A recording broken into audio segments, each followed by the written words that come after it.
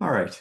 So, what I want to talk to you guys about today is really kind of an overview of the physiology of a lifestyle approach to type 2 diabetes, and kind of giving you a little bit of background really on the way we think at LifestyleRx and kind of how we're approaching this and why I think lifestyle makes so much sense as the first and foundational piece of guidelines for type 2 diabetes. I'm going to touch a little bit on why lifestyle isn't generally done very much and what kind of the challenges with it. I'm going to share some of our results, which are some of these results haven't been shared publicly, so that's going to be kind of fun. And I've got a couple of case studies at the end, which kind of go over some of the physiology and highlight some of the interesting aspects of some of the things that we see. So I think what would probably make the most sense is for me to present. If there are questions that come along during the presentation, just maybe throw them in the chat and we can come back to them. And then we should have some time at the end. So I always like to think of the glycemic control as this balance between the pancreas's beta cell capacity and insulin resistance. And so obviously in type 1 diabetes with minimal to no insulin release, you basically are tilted out of balance right away, and insulin resistance is only going to make this picture worse. In type 2 diabetes, most people, but not everybody, but most people, 75%, it's insulin resistance that's the primary problem. And so if you kind of think about this progression that we see in most patients with type 2 diabetes, it's something like this. As insulin resistance develops, the pancreatic beta cells compensate by releasing a bit more insulin, and blood glucose remains normal. So this happens quietly. We don't really notice it. It's our patients that are just starting to gain weight, maybe gain a little bit of belly fat, and we don't see it show up in their A1Cs or their glucose. Um, that can go on for a long time, and really how long it can go on depends on the resilience of the pancreas or the pancreas's ability to compensate further. At some point, the insulin resistance overwhelms the pancreatic beta capacity and the blood glucose levels begin to rise. And so even if the beta capacity decreases, even if insulin levels are normal, high insulin resistance can obviously lead to type 2 diabetes. And this is really what we see for the majority of our patients is we'll see normal to high insulin levels kind of by absolute level, but obviously decreased pancreatic function in failing to compensate for the insulin resistance. Meds can help compensate and help improve this, but they don't always tip the balance. So one of the things that's interesting in some of the work that has influenced kind of how we think is trying to think of type 2 diabetes not as one thing, but looking at it in terms of the different subtypes. And so some of the subtype work that came out of, I think originally out of Sweden and has been replicated really around the world is pretty interesting to look at, and it fits with a lot of what we see. And so what you see kind of with subtyping, basically by doing a HOMA, looking at a C-peptide, trying to understand kind of how much insulin resistance there is, seeing for patients whether they're antibody positive in the presence of decreased pancreatic function, you can kind of subdivide. So the subtype 1 is really autoimmune insulin deficiency. So type 1.5, LADA, really kind of that whole spectrum that Tom and I talked about recently on the podcast. Subtype 2 is where you don't have antibodies, and you're probably dealing with something that's more genetic. Occasionally we'll see that kind of post-pancreatitis, but people with severe insulin deficiency, their pancreas just can't compensate. And then you get kind of the three that form kind of the bulk of patients that we see where you either get severe insulin resistance or weight-related or age-related diabetes.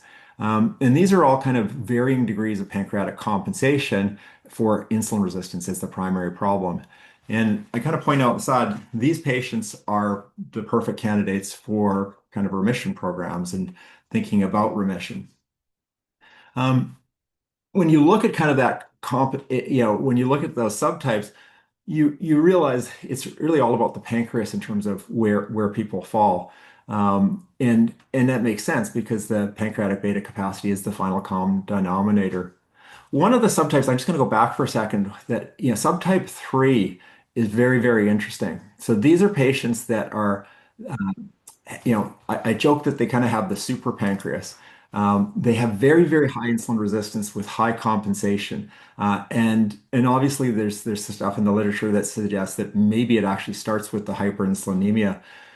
These patients show up often in our program just as pre-diabetics, very, very high BMIs, and super high levels of their C-peptide, super high levels of insulin and beta compensation.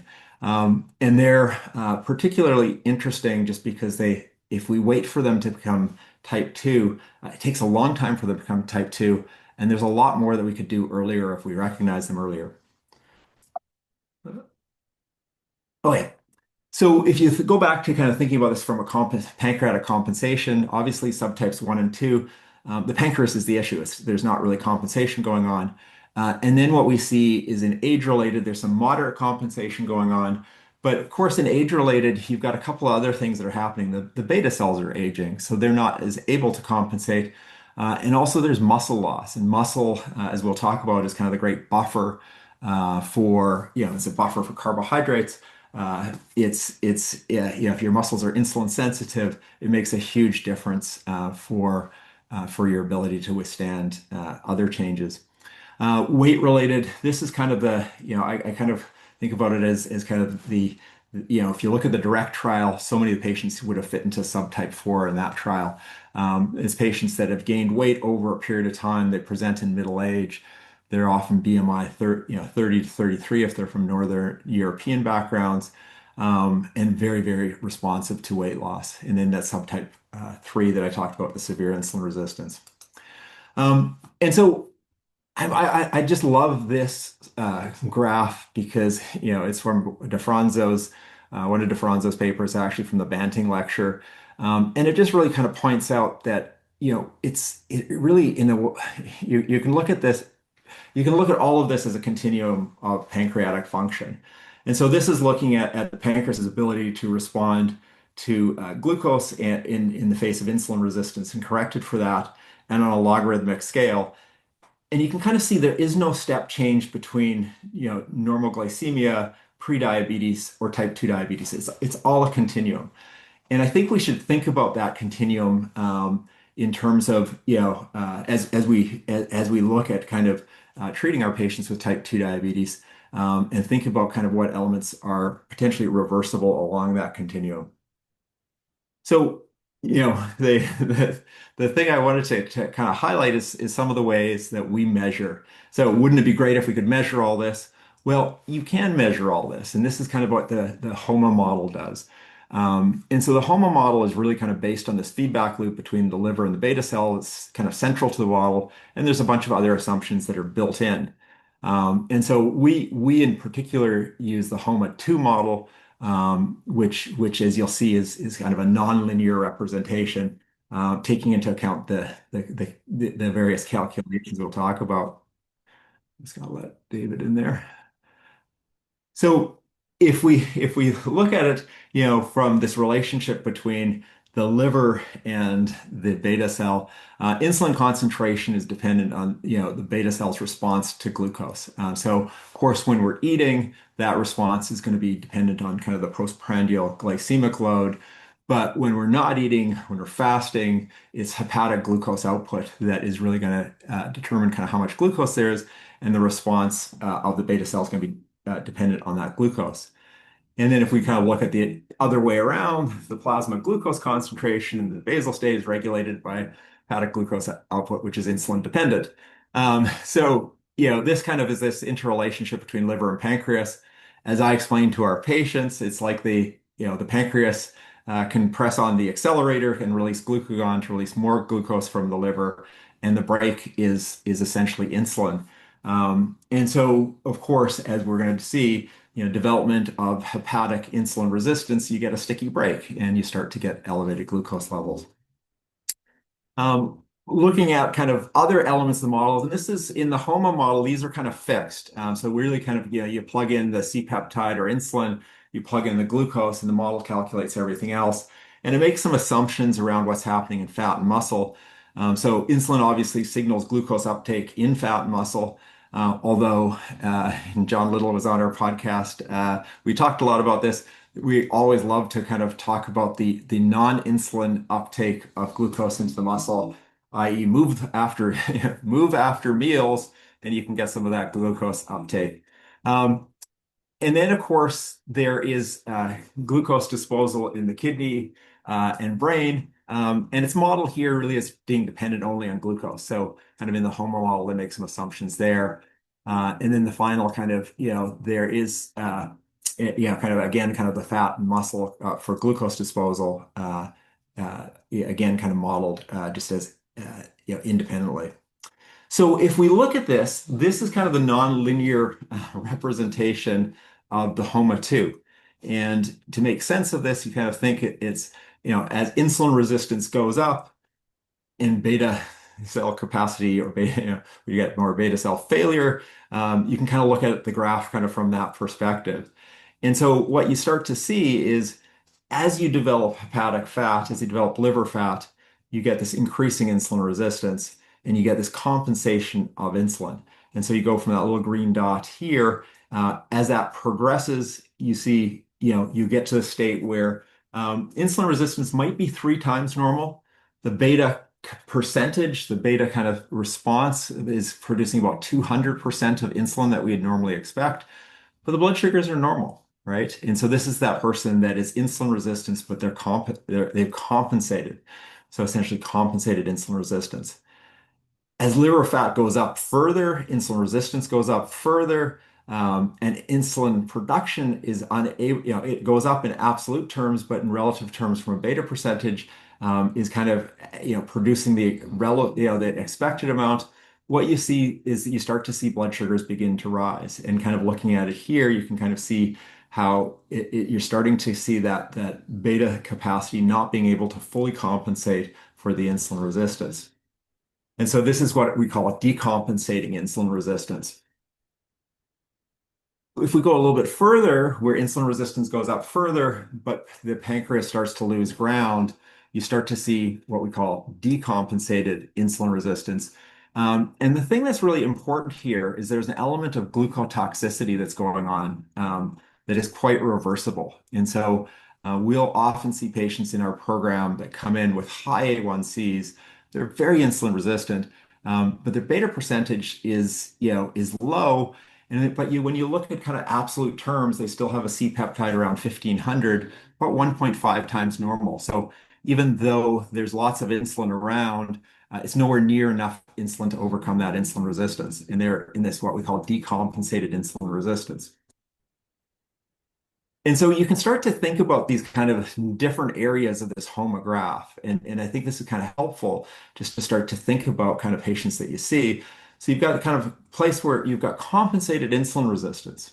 So we really shouldn't kind of, for these patients, we really shouldn't, think that they're okay. We really want to try to address that insulin resistance. But from a glycemic perspective, they're doing fine. And then you get this decompensating insulin resistance where they're just no longer able to fully compensate. But again, blood sugars are not all that high. And then you get into this decompensated. And then you kind of have at the bottom this beta cell deficiency area. And then you have compensated beta cell deficiency. And we see quite a bit of this where you get some people who actually really aren't producing very much insulin, but they're incredibly insulin sensitive. They've figured out through lifestyle, they exercise a lot, and their insulin sensitivity is quite profound.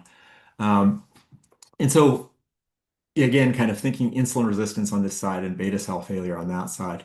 So if we look at it from subtypes 1 and 2, they would kind of fit down here in this beta cell deficiency zone. Subtype 3, that severe insulin resistance, shows up here. Again, if you're just cluing in on glucose, you're going to kind of miss these people, although they probably have all the other attributes of metabolic syndrome. Um, and then you see kind of subtypes, uh, sorry, that should be subtypes 3 or 4. Oops. Yeah, sorry, subtypes 3, the severe insulin resistance category, and then you see the weight-related patients, weight and age-related, who are really kind of more moderate on both those aspects. Okay, so one point that, when you're doing the HOMA stuff that we kind of make with our practitioners all the time is you can't just look at the beta percentage. You have to look at, exactly kind of what the amount of insulin being produced is.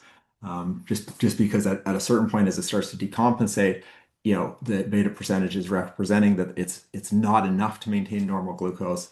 However, there is actually in absolute terms a lot of insulin around.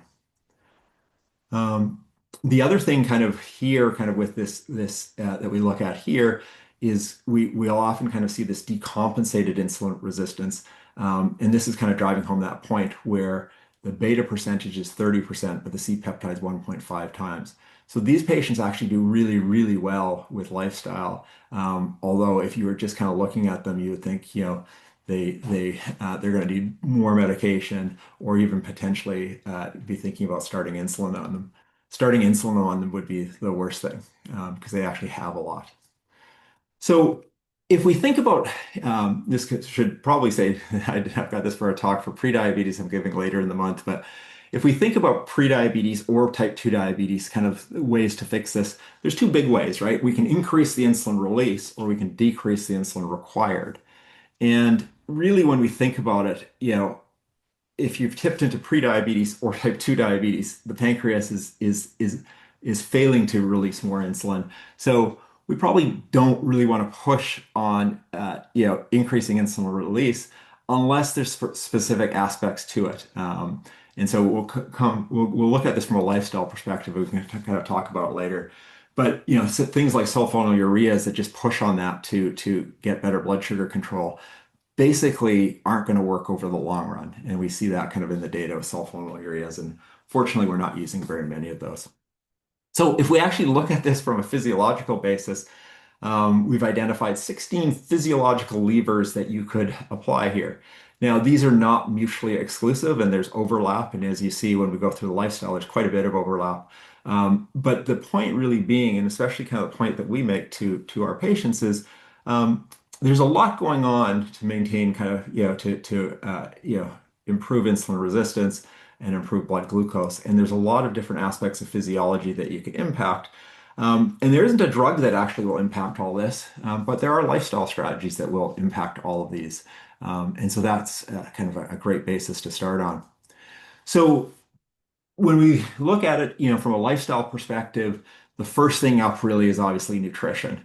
And we teach essentially a principle-based approach to nutrition that meets people where they are. We can accommodate for kind of any cultural background.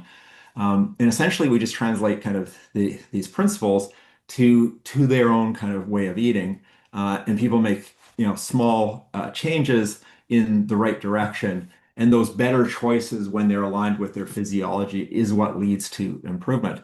So the first principle is whole foods first. And the famous Kevin Hall study is very, very interesting for this. Because what you do see when you replace an ultra processed diet predominantly, with ultra processed foods, and you replace it with a whole food diet, you do see, a decrease in insulin resistance just in response to that diet. You definitely see an increased satiation level, and you see increased satiation hormones. And people simply eat less, right? Or put another way, if you're on an ultra processed food diet, which is the default diet for Canadians and Americans, over 50% of the calories consumed in Canada are ultra processed.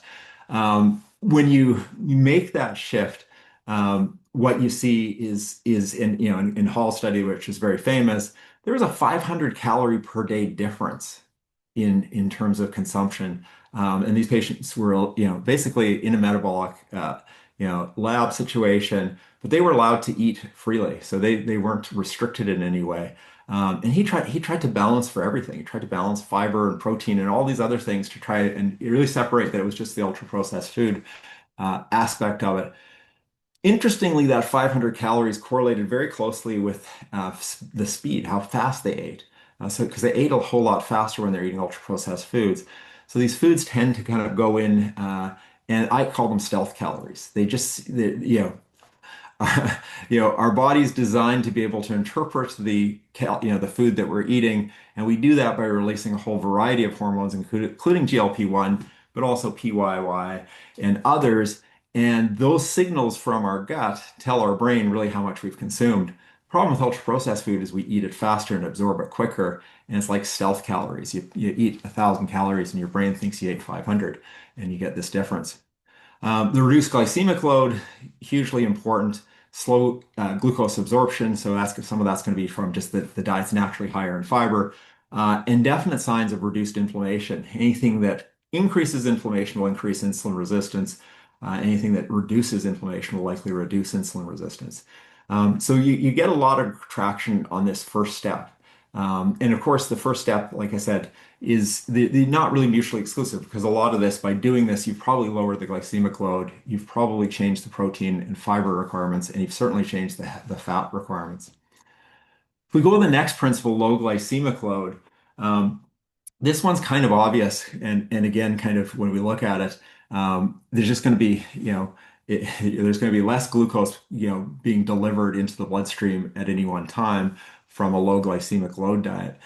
Really important to say not a low carbohydrate diet, because it's really the rate of absorption of glucose that's important. And I always kind of highlight the difference, with chickpeas. If you're on a low carb diet, you'd never eat chickpeas. But when you look at them from a glycemic load, they're quite brilliant because the chickpea trickles in slowly, and really, by and large, does not require a huge amount of insulin in order to get into muscle. Most of the chickpea as it's being absorbed is going to be utilized. But it'll continue for 4 to 6 hours, which allows the liver not to have to turn back on, right? So remember, after we finished absorbing all the carbohydrate and glucose from the diet, the liver goes back into glucose production. And of course, that's part of the problem in type 2 diabetes. So these slow carbs are really quite brilliant because they trickle in slowly. They don't need a lot of insulin to maintain normal blood sugars. And then they keep the hepatic output shut down for quite a bit of time. Of course, low glycemic load gives you some beta cell rest, right? Because you simply don't have to produce as much insulin to manage the particular meal because the glucose is coming in slowly, and never exceeding. And they decrease glucotoxicity. And as we're going to see kind of in some of the case studies, this can be really, really important because if somebody's in that decompensated insulin resistance, there's certainly some glucotoxicity going on. And so preventing postprandial spikes is going to be hugely important. And you can largely do this by watching glycemic load. Getting adequate protein. So protein is our most satiating macronutrient. The big thing with protein is, and as I explained to our patients, our bodies will store fat, our bodies will store carbs. We don't store protein. So you got to get enough protein. But you can't just kind of load up on one meal. You got to get enough divided, usually in three different meals. And so this usually looks like 30 or 35 grams of protein, depending on how muscular a person is. And it turns out when you actually construct meals around protein, the satiation response is great. People are very, very satiated. Protein is actually pretty hard to overeat. And you also see some things with first phase insulin release where what we see in type 2 diabetes is that loss of that first phase insulin release where you just don't shut the you don't shut the liver down from making glucose. And when you consider that the amount of glucose in your bloodstream at a normal blood sugar is basically a teaspoon, and your liver is producing about a teaspoon of glucose every 30 minutes. It doesn't take very much, glucose coming in if you can't shut down your liver's production to very quickly spike and double your blood sugars. And so in type 2 diabetes, we see that, you lose that first phase insulin release response to glucose, but it is preserved for some amino acids so that if you're having protein earlier in the meal, you'll often see improved glycemic control just on that basis. And then that allows it to essentially reduce that hepatic glucose output, and you get better blood sugar control right away. So you'll notice that especially if you time it a little bit. And that's why there is some value, and we don't make a huge deal about it, but there's some value just in terms of the sequence of what you're eating on your plate. High fiber and fermented foods. So fiber, I think, is the unsung hero of nutrition, at least from our perspective. We love fiber. Average Canadian gets about 17 grams of fiber per day, which isn't enough. And so we're trying to get people up to 30 grams. but there really is no upper limit to this. There certainly is a limit of how quickly you can go just because your gut has to respond. But you definitely get improved satiation. You get a reduced glycemic load. The fiber will slow down the glucose absorption.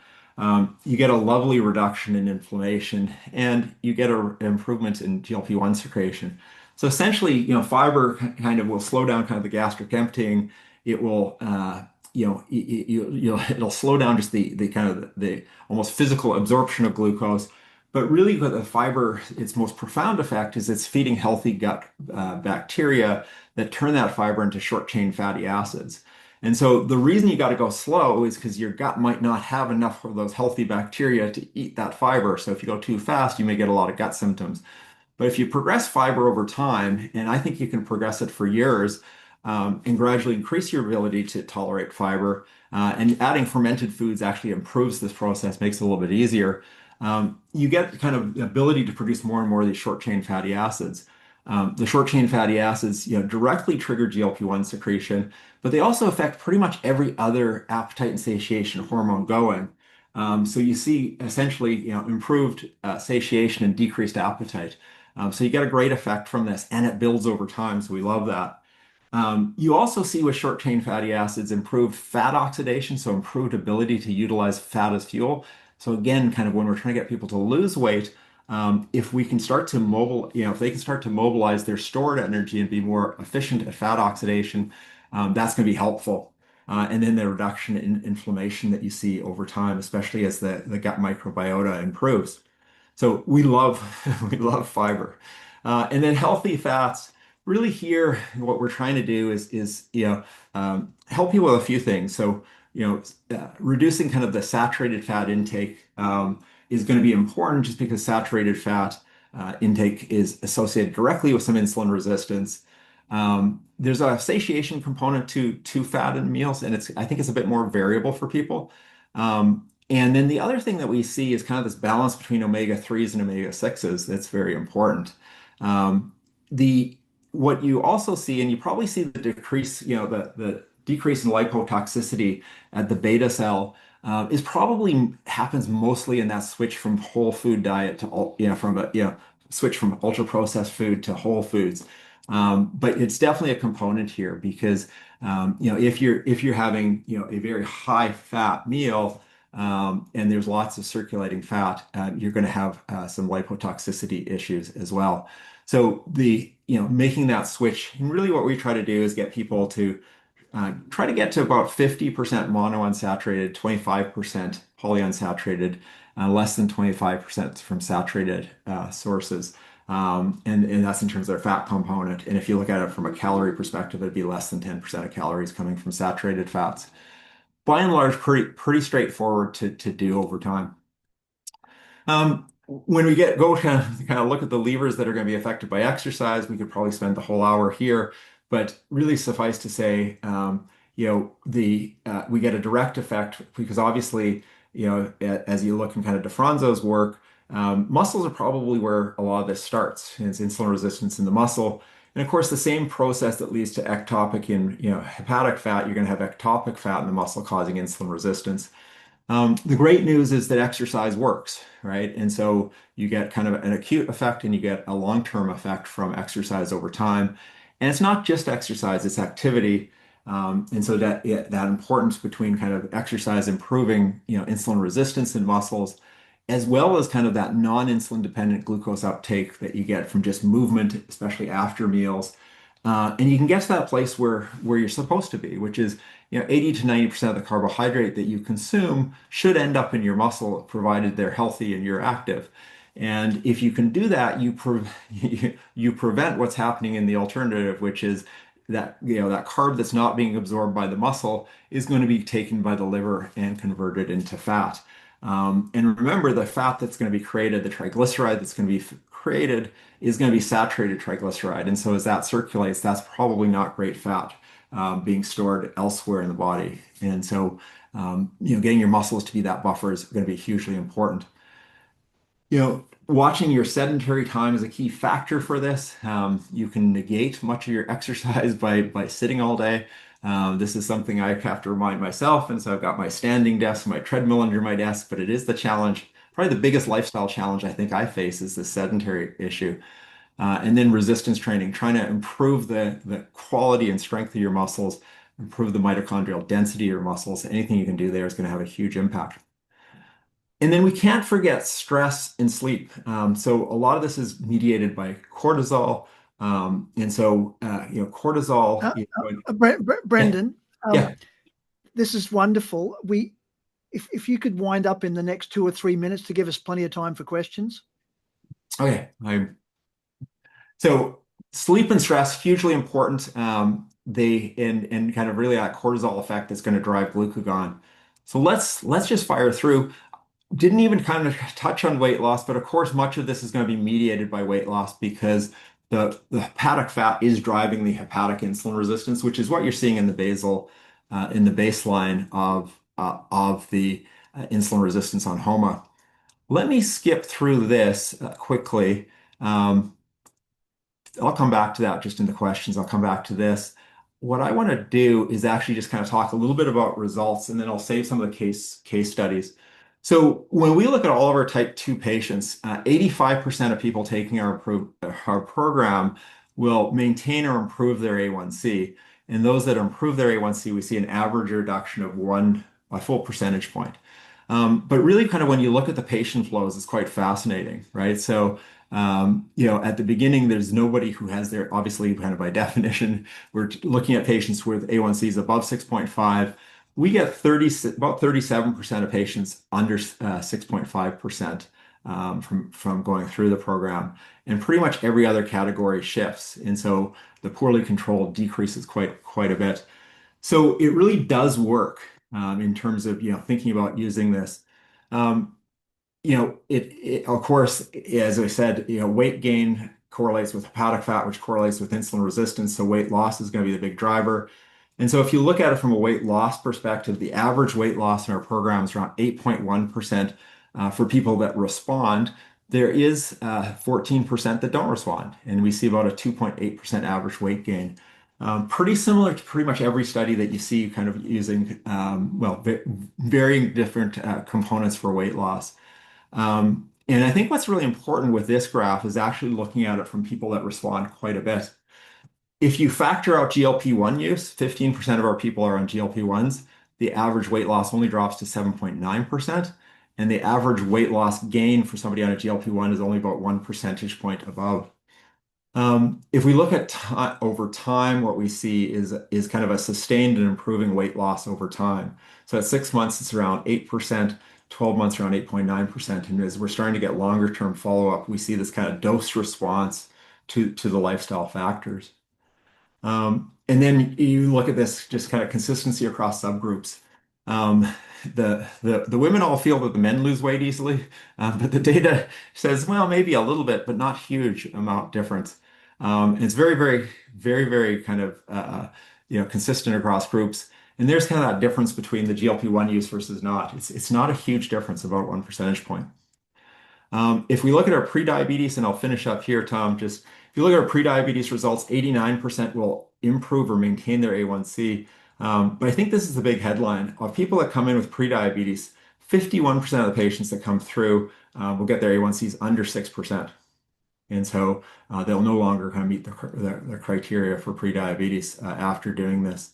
Um, and the diabetes and the pre-diabetes data is based on kind of a pool of just over 10,000 patients. And of course, A1C reduction in prediabetes does correlates with weight loss. And so you'll see that correlation. But there is a kind of a baseline component that's purely just that lifestyle mediated. Um, yeah, and I think I'll close it there then, just for the sake of time. Brendan, thank you very much, and my apologies for No worries. I'm part of the reason you started late. Um, the big learning bit, I think, for many of us will have been that homograph. And, we all know that patients are relatively insulin deficient, and, we want them to we have our crude carb reduction speech and getting them to exercise and hopefully to lose weight and hopefully to keep muscle. But can you tell us from can you tell us how are you calculating the HOMA now that measurement of insulin and C-peptide is not as easy with medical services plan? Yeah, so in August we we're shut down from using C-peptide in BC. We still use it in Alberta and Ontario. And it's problematic because we can approximate insulin resistance with other measures, right? So triglyceride over HDL is not great, but you can kind of beef up that by using something called METS-IR, which will take into account not only that but the fasting glucose and BMI, so you get a little bit better measure. So what we did was we validated METS-IR against HOMA-2 across 30,000 patients and developed basically kind of a specificity sensitivity analysis to be able to tell, was there possible insulin resistance? Was there probable insulin resistance? Was there high insulin resistance? So that's allowed us to actually, I think, without missing a beat on the insulin resistance side. But where it's frankly like egregious that we can't order it is on the pancreatic deficient side. And there, remember, 25% of patients, if we look at those subtypes, are pancreatic deficient. We diagnose a lot of LADA. We diagnose a lot of early autoimmune, which, as Tom, you and I talked about, is there's a whole therapeutic pipeline for. And no one's going to find those patients. We're just going to let them gradually drift into poor glycemic control. So I'll get off my soapbox there, but we've adjusted well for insulin resistance. There's a big gap on pancreatic deficiency. The best we can do is basically refer those patients over for C-peptide, saying that we're trying to differentiate between type 1 and type 2, which in some patients we can identify that, but in other patients, I think we're missing something. Brendan, we've got Dale Clayton, who's our Associate Medical Director here. We've got David Harris. We've got John Little. We've got all our case managers, some of whom are endocrinologists themselves. We've got a few minutes left. Dale, comments, questions? Hi, Brendan. Nice to meet you virtually. Yeah, we do refer a lot of people, and I will just say I'm really glad that your service is there. And we do hear really good feedback from patients on the return side, so I appreciate this. And I'm, have been an endocrinologist for many, many years. I'm very happy that someone else is trying to help fill the gap, because I think us as clinical endocrinologists have not done a very good job at it, and time constraints and all of that. So I appreciate you there to share the load. And that was a great review of all the physiology. So yeah, no questions as of yet, but I might email you later with some. One part I didn't talk about, but I think it's really important to highlight is what we're doing. The results that we're getting happen for two big reasons. One is we've managed to figure out how to solve the time problem.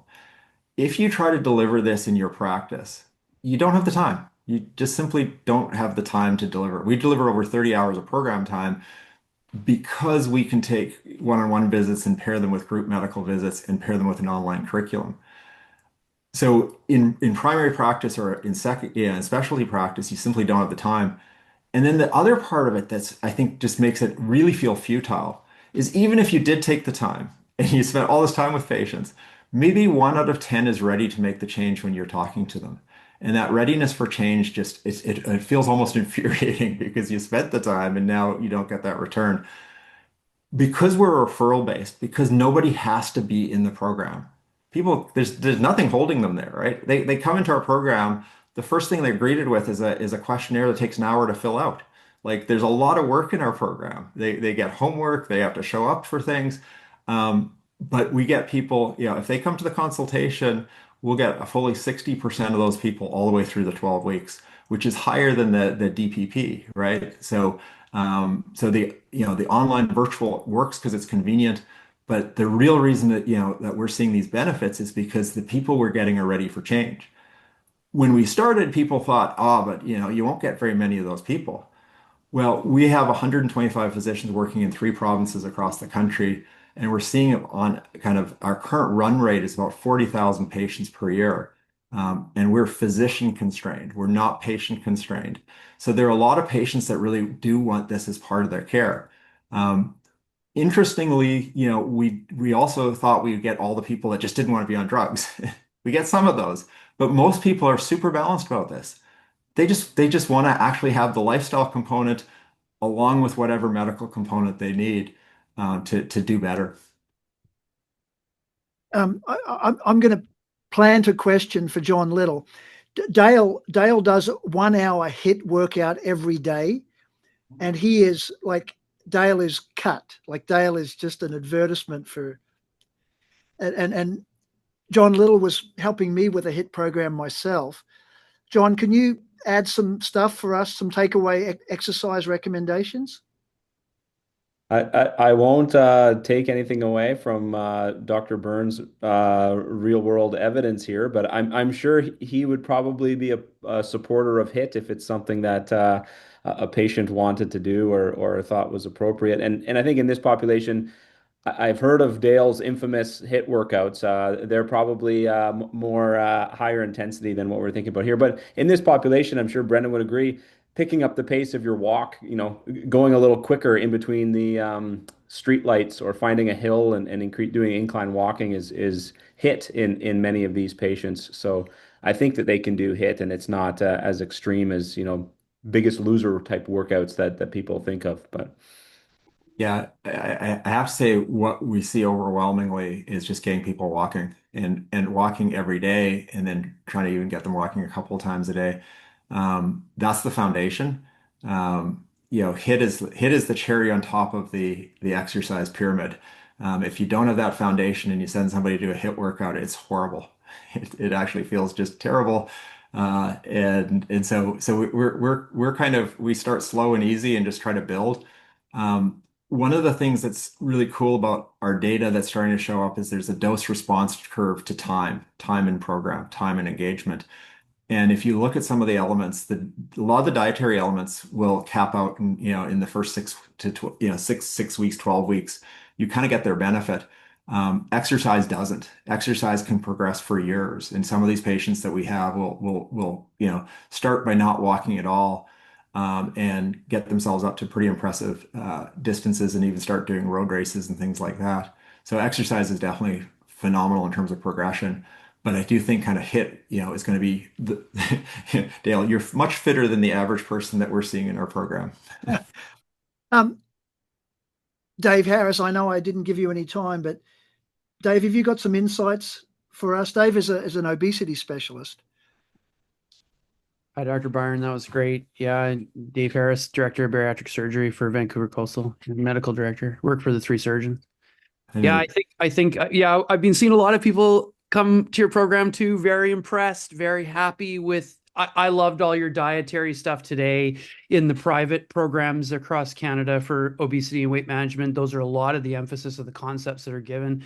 Um, I'm not talking about the restrictive oriented programs per se. I just thought what you presented was very well grounded, and all the stuff about fight is brilliant. I loved all of it. Soaked it up. I started laughing halfway through because remember, Tom, you used to call that the Frank Starling curve of insulin. Yeah. And I said, yeah. Tom Elliott taught me that curve 20 years ago. I was about to put that in the chat, but I thought that was probably being too disruptive. But Tom taught me that. So I just smiled today. I was like, the physiology today was good. I loved the presentation. And, ultimately, my pointer is that, with bariatric surgery, actually, the kind of dietary stuff that you promoted today is exactly what we want people to be practicing with healthy lifestyle coming into bariatric surgery. And a lot of people are not there even when they first come to us. And so I think for us, we see this heterogeneous person who wants to attempt the tool of massive weight loss surgery, but they're not ready. And so more and more, you may see my name. I think we start sending some people over to you. We've talked to the weight management clinics around Vancouver who do mostly medication weight management, but the main thing that they fall short on is that they don't have a program or something that's very sensible and realistic like that. So yeah, really, really happy with your services. Thanks so much for the presentation today, and yeah, really pleased with what you're doing in the Lower Mainland. And I think Tristan, over maybe to I'll, you, Tristan, for the wind up. so one of the things I'll say just on the weight side is Brendan, last 30 seconds. We've got it. The clinic is about all right. is So restarting. think about a stratified approach. Lifestyle is always going to be a component of it. GLP-1s are a component, bariatric for some patients. We're launching a GLP-1 companion program in January with semaglutide going generic. We're going to launch a program where we'll actually, if you want us to manage the GLP-1s, we can do that. They'll get the lifestyle component, as part of it, and so they'll also get kind of symptom management and side effect management with that. But there's a reason why lifestyle is first and foundational in the guidelines. Hopefully, I've cemented that further. Tristan. Dr. Byrne, thank you so much for the amazing presentation and everything you do and all the patients you're helping. I can echo what Dr. Clayton said. Amazing feedback from our clients who've been at LifestyleRx. So appreciate it. Have a wonderful afternoon, and sorry we had to cut it short. No worries. Thanks again, Brendan. Deborah. Thanks.